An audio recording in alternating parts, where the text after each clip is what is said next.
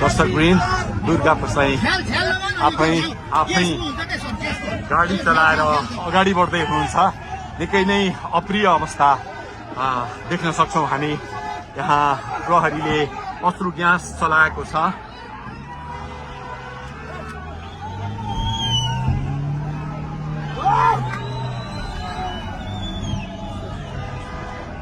यो तीनकुनेको सडक हो, तीनकुने क्षेत्र हो।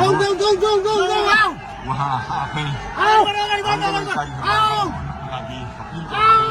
आफै गाडी चलाउँदै अगाडि बढिराख्नु भएको छ। हामी दुर्गा प्रसादसँगै अगाडि बढिरहेका छौँ। यहाँ निकै ठुलो मात्रामा युवाहरूको उपस्थिति देख्न सकिन्छ। ठुलो मात्रामा युवाहरूको उपस्थिति, प्रहरीको बार तोडेर दुर्गा प्रसाई आफै अगाडि बढ्दै हुनुहुन्छ। प्रहरीलाई गाडीले पेलेर दुर्गा प्रसाई अगाडि बढ्दै हुनुहुन्छ। हामी अगाडि बढ्दैछौँ। यहाँ कसैले रोक्न सक्ने अवस्था छैन। दर्शकवृन्द प्रहरीलाई दुर्गा प्रसाई पेलेर अगाडि बढिरहेको भएको छ।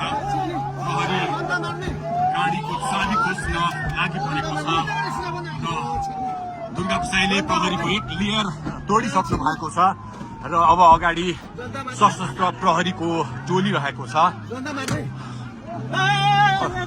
उहाँ अगाडि बढिराख्नु भएको छ। यो गाडीमाथि प्रहरीले अन्धाधुन्दा लाठीचार्ज गरिरहेको छ।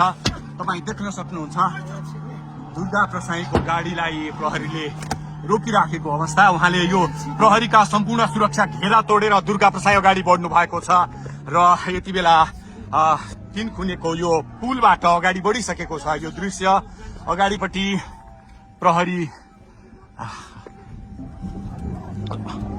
प्रहरीका यी घेरा तोडेर दुर्गा प्रसाई अगाडि बढिराख्नु भएको छ। हामी दृश्य देख्न सक्छौं।